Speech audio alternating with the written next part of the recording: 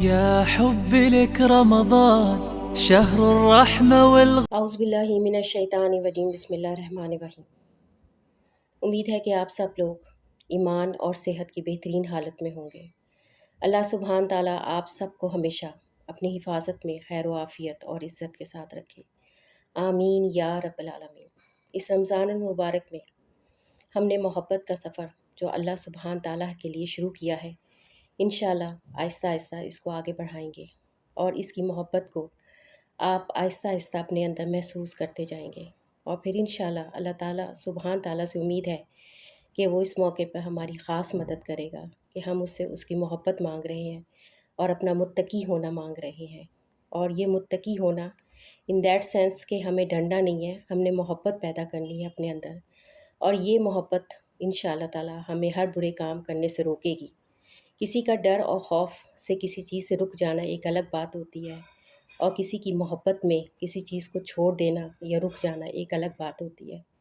تو ہمیں اس محبت کے ساتھ اپنے سفر کو جاری رکھ کر اپنا متقی ہونے کا بہترین مرحلے میں پہنچنا ہے انشاءاللہ تعالیٰ، اللہ سبحان تعالیٰ کی مدد کے ساتھ۔ اللہ تعالیٰ کی محبت ہر انسان کی ضرورت ہے، کوئی اس کی تلاش میں ہے اور کوئی اس کو محفوظ کرنے میں لگا ہوا ہے۔ آئیڈیل سب کا ایک ہی ہے، اپنے خالق، اپنے بنانے والے اور اپنے پیدا کرنے والے کی محبت، اس سے باتیں کرنے کی، اس سے ملنے کی محبت۔ بالکل ایسا ہی احساس جیسے کسی بہت خطرناک حادثے میں زخمی ہونے والے کو ہوش میں آنے پر تجسس ہوتا ہے کہ اسے ایمرجنسی میں کس نے بلڈ ڈونیٹ کیا، وہ کون تھا، اس کی زندگی بچانے والا، اس کو زندگی دینے والا کون تھا جس نے بلڈ ڈونیٹ کیا۔ اگر وہ بلڈ ڈونیٹ نہ کرتا تو یقیناً وہ مر جاتا۔ اس زخمی مریض کا پہلا خیال ہوش میں آنے کے بعد یہی ہوتا ہے کہ وہ اپنے بچانے والے کو دیکھے، اس سے ملے، اس سے باتیں کرے، اس کو جانے۔ اور ایسی ہی ہے بالکل ہمارے خالق کی محبت، ہم سب کے مالک کی محبت۔ اور خوبصورت بات یہ ہے کہ سب کچھ انسان کے اندر ہی ہوتا ہے۔ کیسی خوبصورتی ہے اس خالق کی محبت میں کہ جب آپ اس کے قریب ہوتے ہیں تو سب کچھ بھول جاتے ہیں۔ بندے کو ایک ہی خواہش ہوتی ہے، سجدے کی خواہش، اس کے آگے جھکنے کی خواہش، اس سے باتیں کرنے کی خواہش، اس کو پا لینے کی خواہش۔ ایک ہی حسرت محسوس ہوتی ہے، سجدے کی حسرت۔ یہی تو وہ لمحہ ہوتا ہے جب بندے کو ایک پہچان نصیب ہوتی ہے اپنے خالق کی، ایک مکمل اور خوبصورت احساس خالق اور بندے کا۔ ایسا ہی تعلق ہے، الحمدللہ و شکر رب العالمین۔ ہم بات کر رہے ہیں تخلیق پر، خالق پر، اپنے بنانے والے پر، اس محبت سے بنانے والے کی جس نے ہم سب کو محبت سے تخلیق کیا ہے، اور صرف ایسا بنایا ہے کہ ہمارے جیسا کوئی اور نہیں ہے۔ اگر میں بات کروں اپنی، تو اس نے مجھے تخلیق کیا، پھر اس نے مجھے اپنی مرضی سے اس دنیا میں بھیج دیا۔ اسے اپنی ہر تخلیق سے محبت ہے، میں بھی اس کی تخلیق ہوں، اسے مجھ سے بھی محبت ہے۔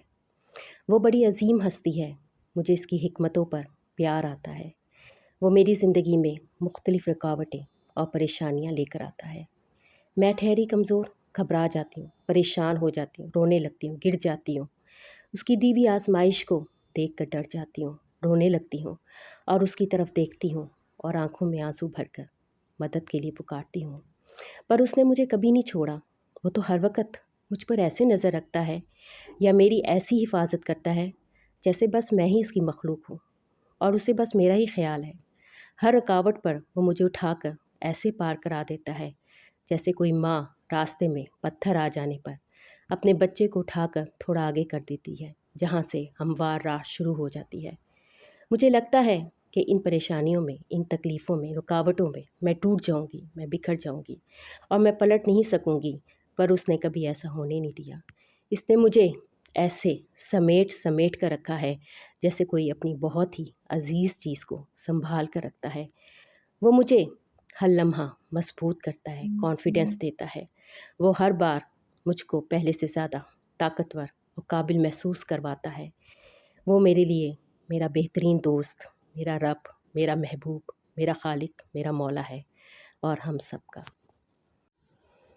ہم بات کر رہے ہیں اس خالق کی جو ہم سب کا بنانے والا ہے، اس تعلق کی جو ہمارے اور اس خالق کے درمیان ہے، اس محبت کی جو ہمیشہ سے ہمارے درمیان تھی، لیکن ہم نے اس تک پہنچنے میں تھوڑا وقت لگا دیا۔ ماں اور بچے کے تعلق کو آپ دیکھیں کس قدر خوبصورت ہوتا ہے۔ نہ بچے کو ماں کی ڈانٹ سے خوف آتا ہے، نہ مار سے۔ وہ ماں کی بات مانتا بھی ہے اور نہیں بھی، لیکن اسے ماں سے ڈر نہیں لگتا۔ اسے ماں کی ناراضگی سے ڈر لگتا ہے۔ اچھی نہیں لگتی اسے ماں کی ناراضگی، اس کی ماں ناراض ہو جائے تو اس کو برا لگتا ہے۔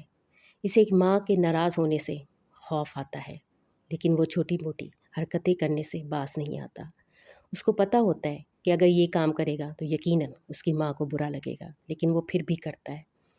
ماں مار بھی ہو رہی ہو تو وہ لپک کر اسی کے گلے لگتا ہے، اور مار کھا کر بھی ماں سے لپٹ جاتا ہے، لپٹ کر سو جاتا ہے، اسے پیار کرتا ہے، اسے منانے کی کوشش کرتا ہے۔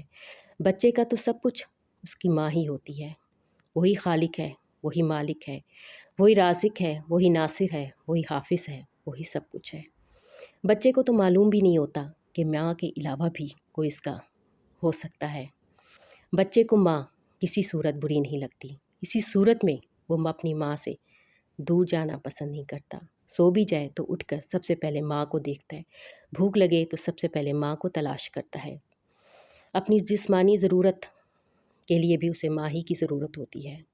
وہ تو یہی فیصلہ نہیں کر پاتا کہ ماں لاڈ کرتی ہوئی زیادہ اچھی لگتی ہے یا مارتی ہوئی۔ اسے تو دونوں کیفیات میں ہی ماں کے کھو جانے کا خوف ہوتا ہے۔ لاڈ کرتی ہے تو ڈر لگتا ہے کہ کہیں یہ لاڈ ختم نہ ہو جائے، مارتی ہے تو ڈر لگتا ہے کہ کہیں ہمیشہ کے لیے روٹھ نہ جائے۔ بچے کے لیے ماں کا روٹھنا بھی قیامت ہوتا ہے۔ بس وہ چاہتا ہے کہ لاڈ کرے چاہے مارے، ماں چاہے اس کے ساتھ پیار کرے، محبت کرے، لاڈ کرے یا مارے، بس ماں اس کے پاس رہے۔ یہی تعلق اللہ اور بندے کا ہے، اور بندہ یہ چیز سمجھنے کی کوشش کیوں نہیں کرتا؟ یہی تو ہے محبت والا تعلق۔ ہمیں تخلیق کرنے والا ہمارا مالک، ہمارا خالق۔ اگر ہم قرآن کھولیں تو قرآن کا اصرار اس بات پر ہے کہ پہلا انسانی محسب تھا حضرت آدم علیہ السلام۔ پہلا انسان ہی نجات یافتہ تھا حضرت آدم علیہ السلام۔ انہوں نے خطا کی، اللہ نے دعا سکھائی اور وہ نجات پا گئے۔ پہلا انسان ہی ویل ڈائریکٹڈ تھا، اس کو پتہ تھا کہ سیدھے راستے کی طرف میں نے کیسے بڑھنا ہے، میں نے کون سی دعائیں پڑھنی ہے، کون سا عمل کرنا ہے، کیسے اپنے رب کو راضی کرنا ہے، کیسے اپنے تخلیق کرنے والے مالک کو، خالق کو راضی کرنا ہے، اور وہ اس راستے کی طرف بڑھتے گئے۔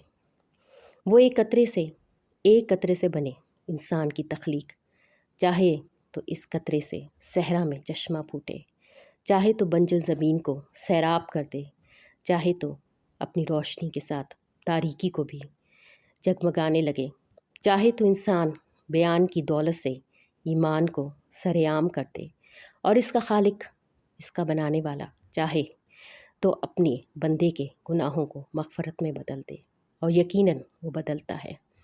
قطرہ ہے انسان کی ہستی، اور وہ اپنی ہستی کی بے مائیگی کے علاوہ اپنے مالک کو کیا پیش کر سکتا ہے؟ وہ کچھ بھی نہیں ہے۔ اس کی عنایات، اس کے خالق کی بے شمار نعمتوں کے آگے اس کی حیثیت ہی کیا ہے؟ چند لفظ، شکرانے کے چند الفاظ، چند گنتی کے سجدے، چند آنسو، صرف انہی چیزوں سے وہ اپنے خالق کو منانے کی کوشش میں لگا رہتا ہے، اور ہم سب اس کی تخلیق اپنے خالق کے نام کرتے ہیں۔ بے شک اپنے مالک سے دعا کرتے ہیں کہ اے مالک، اس رمضان المبارک مہینے کے صدقے، اے بادشاہوں کے بادشاہ، اے یوسف کے رب، محمد مصطفیٰ صلی اللہ علیہ وآلہ وسلم کے رب، تمام نبیوں کے رب، اپنی رحمت کے صدقے ہر بیمار کو شفا عطا فرما، بے روزگار کو روزگار عطا فرما، بے اولاد کو اولاد عطا فرما، اولاد کو اپنے والدین کی آنکھوں کی ٹھنڈک بنا، ہر محتاج کی محتاجگی کو دور کر بے چین دلوں کو سکون عطا فرما، ہر انسان کے رزق میں برکت عطا فرما، روٹھے ہوں کو وہ منا لے، بچھڑے ہوں کو ملا دے، ہر مسلمان کو اپنے محبوب گھر کی زیارت نصیب فرما۔ اے میرے رب، ہم سب کو محتاجگی سے محفوظ رکھ۔ اے میرے رب، اس مہینے کے صدقے غزہ کی مدد خاص فرما اور اسرائیل کو نیست و نابود کر دے۔ آمین یا رب العالمین۔